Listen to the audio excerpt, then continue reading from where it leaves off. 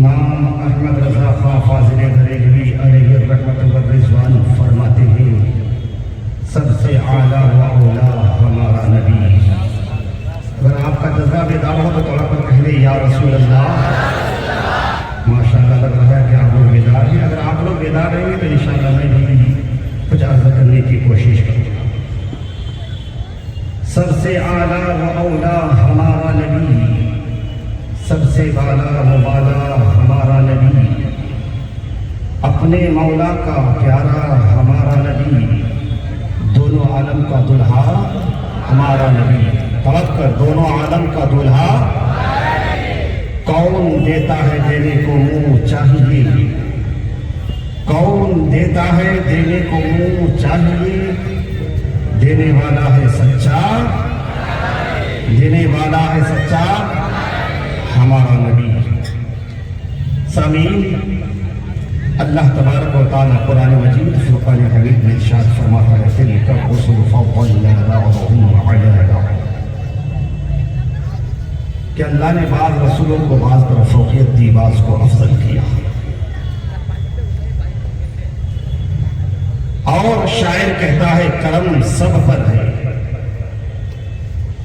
کرم سب پر ہے، کوئی ہو کہیں ہو تو کرم سب پر ہے، کوئی ہو کہیں ہو، چاہے وہ ملتان میں ہو، جاپان میں ہو، ہندوستان میں ہو، انگلینڈ میں ہو، تھائی لینڈ میں ہو، ہائی لینڈ میں ہو، امریکہ میں ہو، افریقہ میں ہو، احمد آباد میں ہو، مراد آباد میں ہو، سکندر آباد میں ہو، خلد آباد میں ہو، حیدرآباد میں ہو، عثمان آباد میں ہو یا اورنگ آباد میں ہو، کرم سب کہیں ہو، چاہے وہ کانپور میں ہو، ناگپور میں ہو، مظفر پور میں ہو، سمستی پور میں ہو، متھرا پور میں ہو، کہیں ہو، کرم سب پر ہے۔ ارے اسی کرم نے حضرت صدیق اکبر کو صداقت کا بادشاہ بنا دیا، پڑھ کر۔ اسی کرم نے حضرت عمر فاروق اعظم کو عدالت کا شہنشاہ بنا دیا، اسی کرم نے حضرت عثمان غنی کو سخاوت کا بادشاہ بنا دیا، اور اسی کرم نے حضرت مولا علی کو شہنشاہ شجاعت بنا دیا، اسی کرم نے حضرت امام حسین کو شہیدوں کا سردار بنا دیا، اسی کرم نے غوث اعظم کو ولیوں کا سردار بنا دیا، اسی کرم نے خواجہ غریب نواز کو شہنشاہ ہندوستان بنا دیا، اور سنو اسی کرم نے حضرت خواجہ نظام الدین اولیاء کو محمود الہی بنا دیا، اسی کرم نے حضرت حاجی علی کو شہنشاہ سمندر بنا دیا، اسی کرم نے حضرت مخدوم علی کو قطب کوکن بنا دیا، ہاں اسی کرم نے علامہ نعیم الدین مراد آبادی کو صدر الافاضل بنا دیا، اسی کرم نے علامہ امجد علی کو صدر الشریعہ بنا دیا، اسی کرم نے علامہ عبدالعزیز کو حافظ ملت بنا دیا، اسی کرم نے علامہ حبیب الرحمن کو مجاہد ملت بنا دیا، ہاں اسی کرم نے حضرت مخدوم شرف الدین یحییٰ منیری کو مخدوم بہار بنا دیا، اسی کرم نے جہانگیر اشرف جہانگیر سمنانی کو غوث العالم بنا دیا، ہاں سنو اسی کرم نے امام احمد رضا کو سنیوں کا تاجدار بنا دیا، اور اسی کرم نے علامہ مصطفیٰ رضا کو مفتی اعظم ہند بنا دیا، ہاں اسی کرم نے علامہ اختر رضا کو تاج الشریعہ بنا دیا۔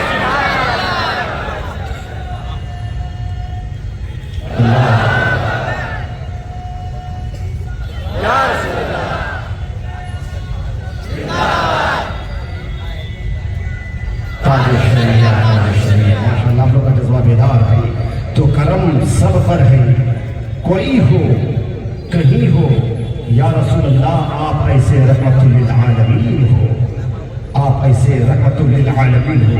اچھا آپ لوگ مجھے دیکھ رہے ہیں، میں نے عمامہ شریف باندھا ہے نا، میں نے عمامہ شریف باندھا ہے نہیں، کالے ٹوپی پہنی ہے، ماشاءاللہ آپ لوگوں کی نگاہ بڑی تیز ہے، تو آپ لوگ مجھے دیکھ رہے ہیں، اللہ آپ لوگوں کی نگاہ کو سلامت رکھے۔ ذرا آپ لوگ اپنا چہرہ دیکھ کر بتا دو کہ آپ کا چہرہ کیسا ہے، آپ اپنی ناک کو دیکھ کر بتا دو کہ آپ کی ناک کیسی ہے۔ اپنی پیشانی دیکھ کر بتا دو کہ آپ کی پیشانی کیسی ہے، اپنا دانت دیکھ کر بتا دو کہ آپ کے دانت کیسے ہیں، تو آپ کا جواب ہوگا محمد رضا ہم ساری کائنات کو دیکھ سکتے لیکن اپنا وجود نہیں دیکھ سکتے، ساری کائنات کو دیکھ سکتے لیکن اپنا وجود نہیں دیکھ سکتے۔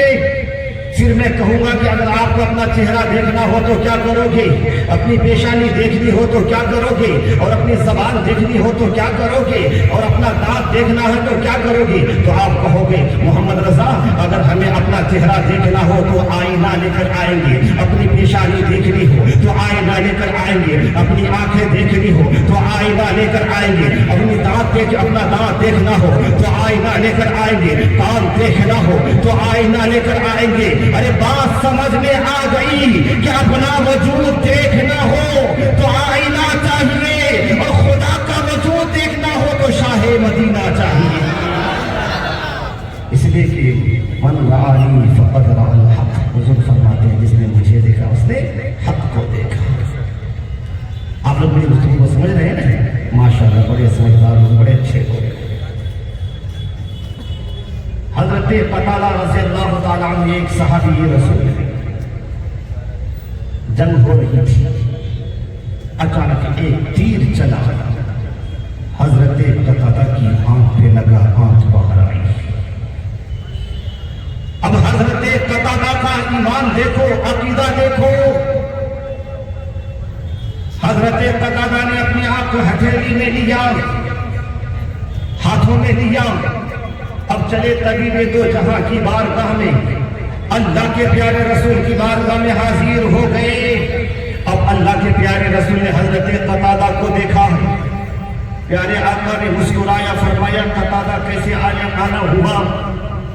حضرت قتادہ نے عرض کیا یا رسول اللہ میری آنکھ پر تیر لگا ہے، آنکھ باہر نکل آئی، میں آپ کی بارگاہ میں اس لیے حاضر ہوا ہوں کہ مجھے آنکھ عطا کر دیجیے۔ سبحان اللہ، یہ صحابی کا عقیدہ تھا۔ حضرت قتادہ نے عرض کیا یا رسول اللہ میں اس لیے حاضر ہوا ہوں کہ مجھے آنکھ چاہیے۔ اب حضور نے بھی حضرت قتادہ کا سوال سن کر یہ نہیں فرمایا کہ اے قتادہ کیا میں نے آنکھوں کا کوئی ہاسپٹل کھول رکھا ہے؟ اگر تمہاری آنکھ خراب ہے، تجھے آنکھ چاہیے تو جاؤ ڈاکٹر سے علاج کرو۔ جی نہیں، قسم خدا کی میرے نبی کی بارگاہ وہ بارگاہ ہے جہاں ہر دکھ درد کی دوا ملتی ہے۔ اب حضرت قتادہ نے عرض کیا یا رسول اللہ مجھے آنکھ چاہیے۔ حضور نے مسکرایا، فرمایا،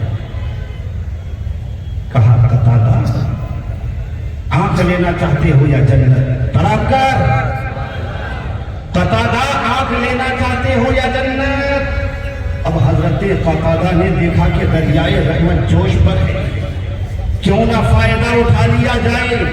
حضرت قتادہ نے عرض کیا یا حبیبی یا رسول اللہ میں نے تو آنکھ ہی کا سوال کیا تھا، میں نے تو آنکھ ہی مانگا تھا، جنت کا ذکر آپ نے خود کیا ہے، یا رسول اللہ ایسا کیجیے آنکھ میرے مانگنے سے عطا کر دیجئے، جنت اپنی طرف سے عطا کر دیجئے۔ یا رسول اللہ آنکھ میرے مانگنے سے عطا کر دیجئے، جنت اپنی طرف سے عطا کر دیجئے۔ قربان جاؤ دوستو، آقا کریم نے حضرت قتادہ کو آنکھ بھی عطا فرما دی اور جنت بھی عطا فرما دی۔ اللہ کے پیارے رسول علیہ الصلوۃ والتسلیم نے اپنی شہادت کی انگلی اپنی زبان مبارک پر لگائی اور اپنا لعاب دہن حضرت قتادہ کی آنکھوں پر لگا دیا۔ قسم خدا کی تاریخ بتاتی ہے کہ حضرت قتادہ کی آنکھیں پہلے سے بھی زیادہ روشن ہو گئی۔ حضرت قتادہ کی آنکھیں پہلے سے بھی زیادہ روشن ہو گئی۔ تو لعاب دہن میں کتنا اثر ہے۔ آج کچھ لوگ کہتے ہیں کہ نبی ہماری طرح بشر ہے، نعوذ باللہ، اپنی طرح کوئی کہتے ہیں، لیکن نبی کی بشریت کیسی ہے؟ آؤ میں ایک مثال دے کر سمجھانے کی کوشش کروں، سمجھیے انشاءاللہ ایمان تازہ ہو جائے گا۔ ایک چھوٹا سا بچہ ہے، ایک چھوٹا سا بچہ ہے، اپنی ماں کو اس انداز سے پکارتا ہے، اے میرے ابا کی جوڑو، کیا کہتا ہے؟ اے میرے ابا کی بیوی۔ اب آپ انصاف سے بتائیے کہ ماں کو پیار آئے گا یا چپل لے کے دوڑے گی؟ ماں کہے کہ نادان تو نے یہ کیا کہہ دیا؟ اب اگر بیٹا کہنے لگے امی جان میں نے کیا برا کیا؟ کل میں نے اپنے کانوں سے سنا تھا چند عورتوں میں بیٹھ کر آپ خود کہہ رہی تھی کہ میں فلاں کی جورو ہوں، فلاں کی بیوی ہوں۔ اگر آج میں نے وہی جملہ دہرا دیا تو کیا برا کیا؟ تو امی کہے گی والدہ، اب والدہ محترمہ کہے گی نادان، کل جو میں کہہ رہی تھی خود کہہ رہی تھی اور ان عورتوں سے ہی کہہ رہی تھی، لیکن تجھے کب اجازت دی تھی کہ تو بھی ایسا ہی کہا کر؟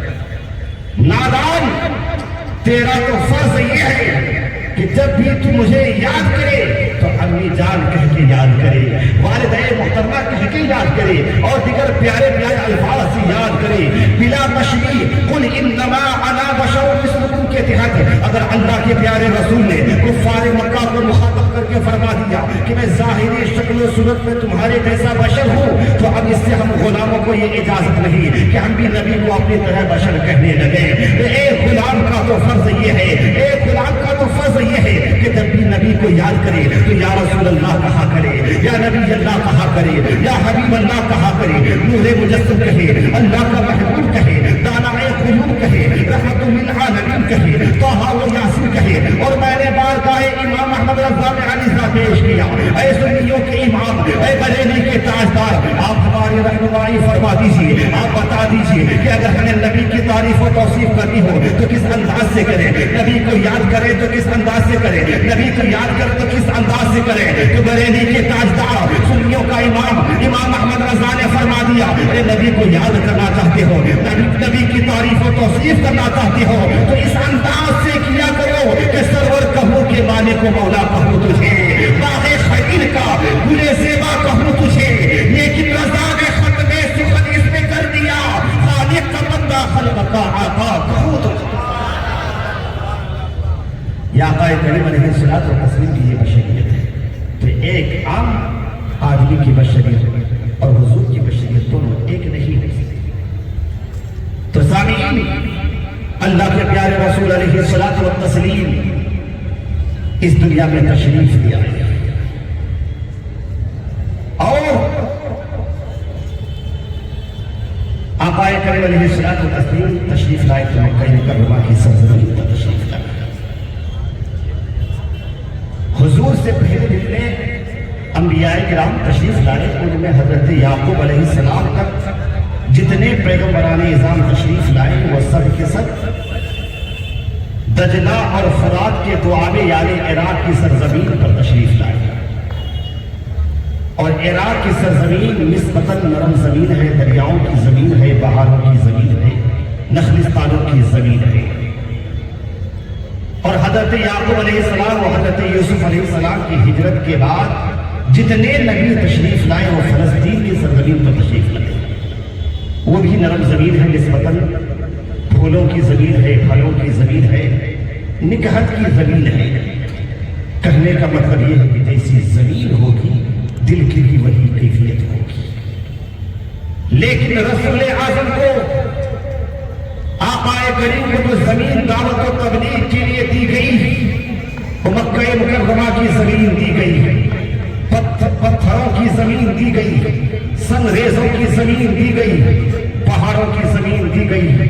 اللہ اکبر، زمین بھی پتھر کی ہے، پہاڑ بھی پتھر کے ہیں، دل بھی پتھر کے ہیں، ہاتھ میں بھی پتھر ہیں، معبود بھی پتھر کے ہیں اور بندے بھی پتھر کے ہیں۔ عجیب حال ہے، ہر طرف پتھروں کا ماحول ہے اور پتھروں کے اس ماحول میں پیغمبر اعظم کو حکم دیا گیا کہ تمہیں ان پتھروں کو لالا کا جگر دینا ہے، طرز حیات دینا ہے، آئین بندی کا مزاج دینا ہے، درد دل دینا ہے، اللہ تبارک و تعالیٰ کا قرب دینا ہے، قیادت کی صلاحیت دینی ہے، تمہیں ان پتھروں کو اٹھانا ہے اور آسمان کے ستاروں سے بلند کر دینا ہے۔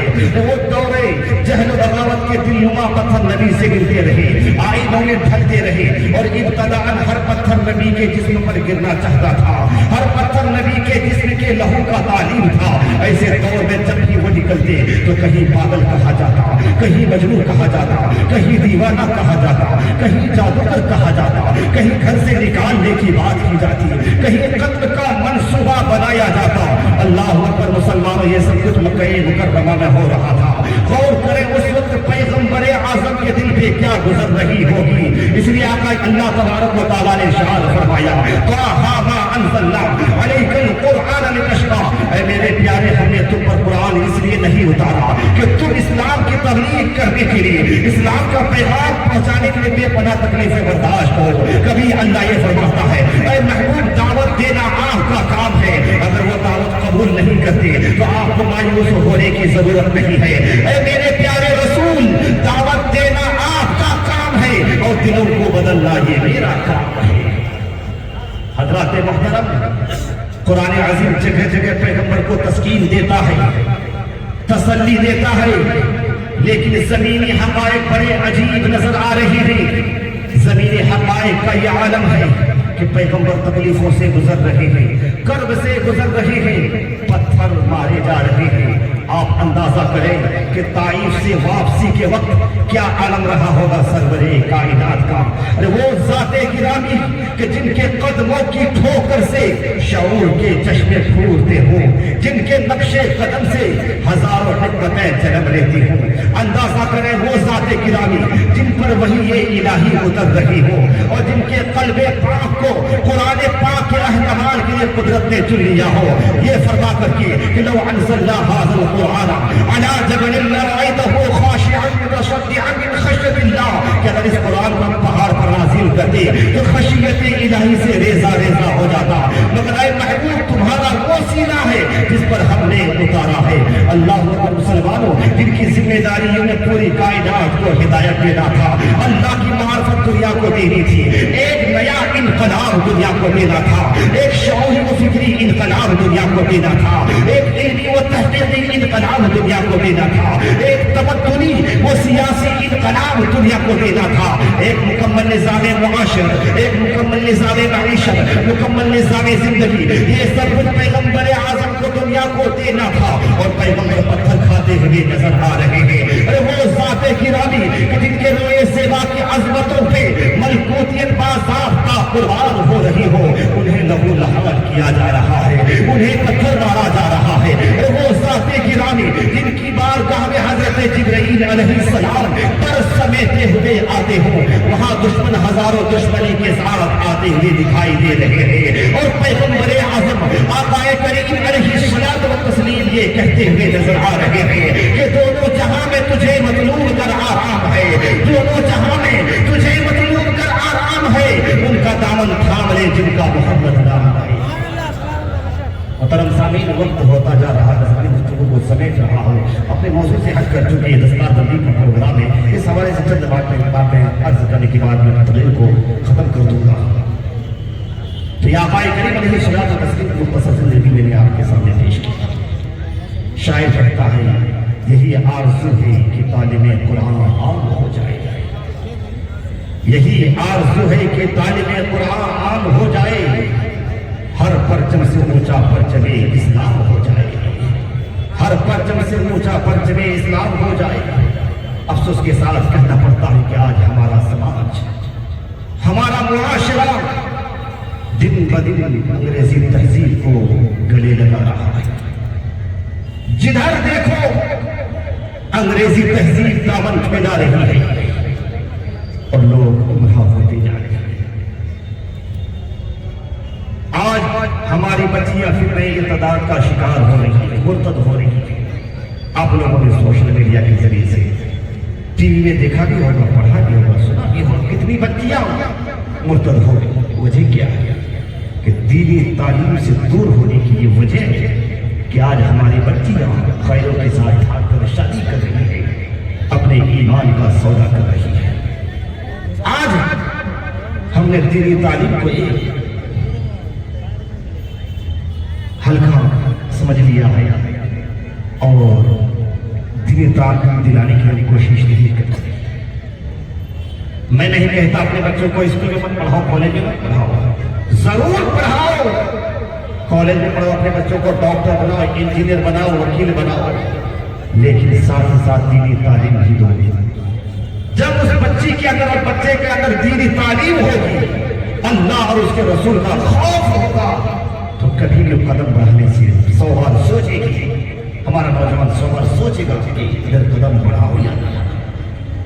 لیکن آج ہم دین تعلیم سے دور ہو رہے ہیں، اور ایک وجہ آج ہماری بچیاں جو بہت رہی ہے اس کی وجہ یہ بھی ہے کہ ہم اپنی بچیوں کی شادی بہت دیر سے کرتے ہیں۔ بچیوں کی عمر 25 سال 30 سال ہو جاتی ہے، تب ہماری آنکھ کھلتی کہ ہاں اب اپنی بچی کی شادی کریں۔